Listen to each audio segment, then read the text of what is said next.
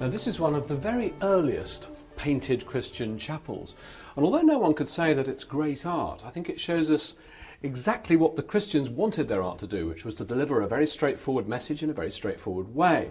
And what's happening here is the artist is celebrating and remembering a group of martyrs. Here we see them being apprehended, and on this side we see them being executed. To the early Christian, this is saying that in our faith, as opposed to our pagan Roman contemporaries' faith, these people will live on forever in paradise. But if this was the only message Christians used art to communicate, Christianity would have long died out. What the Christians also had, which most of the competing sects from 3rd century Rome couldn't match, was a coherent source for their images. As I'd discovered in Coptic Cairo, they had a book. So, when the early Christian artists expanded their repertoire, they drew pictures of scenes from what became known as the Old and New Testaments. Abraham sparing his son Isaac, Jonah saved from the whale, Lazarus rising from his tomb. And in painting these images, they began to evolve a revolutionary and magical approach to artistic representation, a method that would remain in use for 1,000 years. It was something I'd also seen in Egypt, an emphasis on essentials, to the point where the expressive centre of the image, the sign or symbol, is far more important than its placing in pictorial space.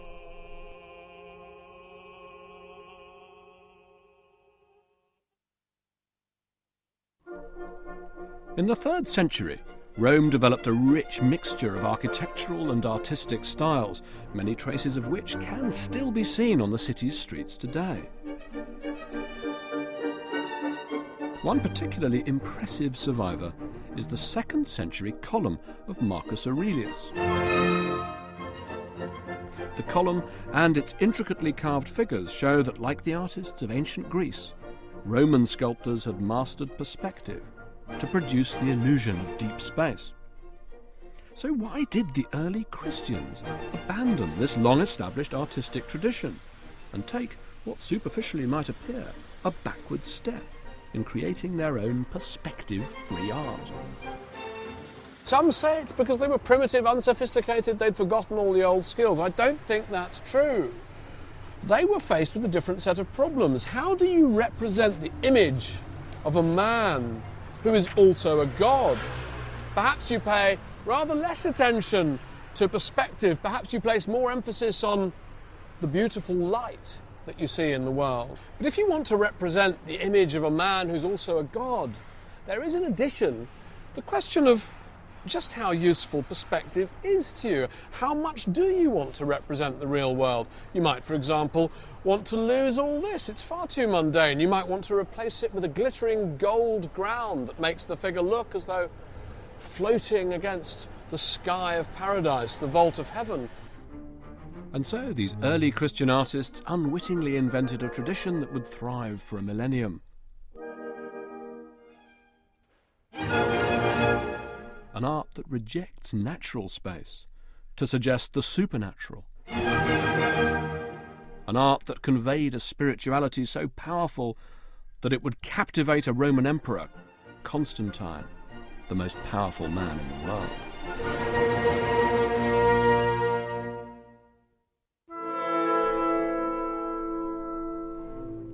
This arch was constructed in AD 315 to celebrate Constantine's triumphal march into Rome. The Roman Senate built it to commemorate the Battle of the Milvian Bridge and to reassure Romans that Constantine, the Christian sympathizer, would stay true to the traditions of the greatest emperors of the past. I've come to see it with Heather Robbins, a young Canadian academic who's going to show me how the arch was made, like a sculptural collage or assemblage from recycled fragments of far older statues. What they've done is to resculpt and recut the faces of those emperors with the features of Constantine. So he's reappropriating the imagery of the good emperors of the past. That's exactly it, to make an equation between him and his predecessors. So he's the new Marcus Aurelius, the new Trajan. Everything's going to be okay. Don't worry. You might have heard that he's a Christian, but Yes. you can relax. Yes. But then Heather escorted me to the other face of the arch, where there's another fascinating layer of meaning. Messages hinting not at continuity, but at a radical break with the past. The panels on the top of the arch are typically Roman, naturalistic, with a strong background full of perspective. But the panel beneath, with Constantine, whose head is now missing, at a meeting of the Senate, is entirely different. It's pictured in a very completely flat manner. So it's not that they can't do perspective, they can't do naturalism, it's that they don't want to, they have other priorities. That's precisely it. Yes. Raphael, the great Renaissance artist and archaeologist, wrote a letter, I think, to the Pope in which he expressed the idea that on the Arch of Constantine you can visibly see how the great glory of Roman art fell into a terrible decline in the time of Constantine because this work is so barbaric and so primitive. The truth is that the art of post-Christian Rome was anything but barbaric or primitive, and I'd soon be looking at clinching evidence for this. I needed to come here, the Mausoleum of Costanza, built as the last resting place of Constantine's daughter. This beautiful but starkly simple circular structure is one of the very few 4th century buildings to have survived in Rome. But most beautiful of all are the mosaics that adorn the ceiling and the walls. Costanza was a committed believer, and these are the first truly sophisticated images of a still embryonic Christian art. The fascinating part about these mosaics here is that we are on the fringe, sort of. We're on at that pivotal moment in time when Christian iconography is developing, and it hasn't quite become distinctive unto itself. So it's still borrowing from Roman tradition, from Greco-Roman iconographic repertoire, and we have this mix and this ambiguity that will eventually work itself out into the purely Christian. You're actually watching before your eyes the invention of Christian art. That's right. Like a kind of antique billboard, the mosaics in the apse advertise the Christian message to the faithful. And the central figure, the essence of the brand, is of course Christ himself. Is this a result of Christianity having been, if you like, almost a refugee religion, has now become the religion of the state? It's acquired this imperial power, so now it acquires imperial grandeur and scale. With the conversion of Constantine, Christianity is of course made legal. And so now they are free to make public Christian imagery, whereas before it had always been private, in a private realm. These mosaics represent now the freedom of the Christian faith, of the church, to create art on a grand scale. And art on the grand scale starts to picture its God differently. The artists have borrowed from the pagan tradition to give Jesus a resemblance to the Roman god Apollo.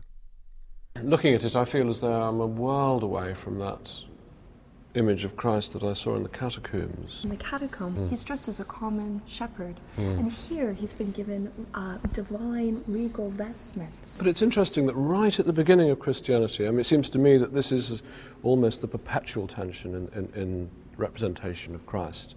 Is, do we represent him as the King of Kings, or do we represent him as the God who became man and suffered with us? And there's this constant pushing and pulling in all Christian traditions between those two images, and yet here it is right at the start.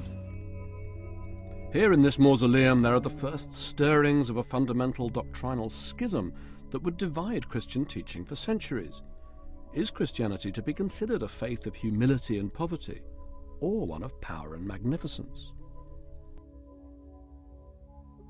On the other side of the mausoleum, there's another mosaic of Christ, but this one's even grander. This is completely different. Was this done at the same time as the other mosaic? Yes, it's believed to have been done at the same time. And as you say with your surprised expression, it's the complete difference in the aspect of Christ here. Gone now is any sense of informality. For the first time, Jesus is pictured as a venerable bearded figure. The central figure within Christianity is no longer humble. Here he's powerful and magnificent. Christ is rendered as an omnipotent Jupiter, ruler of all he surveys. And a ruler needs great buildings. I'd said goodbye to Heather and come across town to Santa Maria Maggiore, one of the earliest and grandest churches in Rome. Built in the middle of the 5th century, Christianity was at the time the official religion of the empire, and this church shows how their artists and architects strove to find ways of expressing Christ's glory. They rejected the pagan blueprint of the temple and chose to model the church instead on the basilica, the Roman form used for courts of law. And at the far end, or apse, where Roman justice would be meted out, we now find the image of Christ, the ultimate lawgiver, here in the form of a series of splendid mosaics telling the story of his early life. And there's another borrowing from pagan Rome here. The structure on which the mosaics have been arranged resembles a triumphal arch, all to emphasize Christ's power and justice in terms that Romans would have understood. This has been the model for most Christian churches ever since. This mosaic represents Christ as a child, dressed in the robes of an emperor. Another pictures Christ as the triumphant Lamb of God. And another represents the souls of the faithful as sheep, not round Christ's neck, but meekly looking up to him. The lack of perspective now no longer shows simplicity, otherworldliness. It shows power.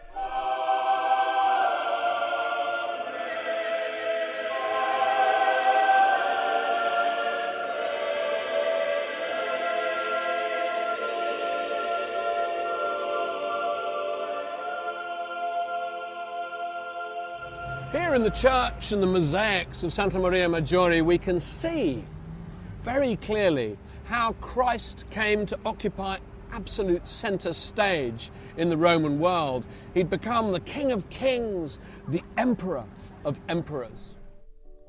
On my journey so far, I've been struck by how quickly early Christian art spread across so much of the known world. In Rome, it produced an art of glory and power, blazing forth the messages of the new religion. To the south, Egypt's Coptic tradition produced an art of interior vision, mystic power.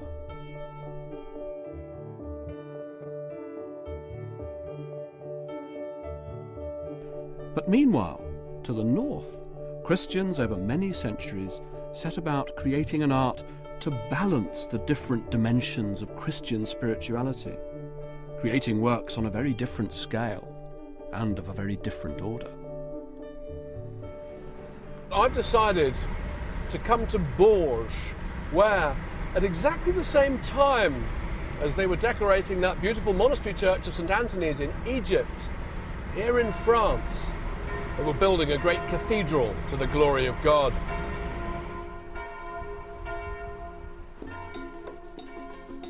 Bourges today is a typically, bourgeois town. It's a quiet, provincial backwater, prosperous, comfortable. Yet 800 years ago, it produced this wonderful work of art. I was staying in the same lodging house as the French novelist Stendhal when he came to Bourges almost 200 years ago. He too was stunned by the cathedral's scale and beauty, like so many visitors ever since. Showing me around is a long-standing resident of Bourges who's been studying the cathedral for more than 20 years. Barbara. Yes. Hi, nice to meet you. Nice to meet you. American lecturer Barbara Thomas Richard took me past the famously high-flying buttresses which have been supporting the walls of this cathedral for 800 years.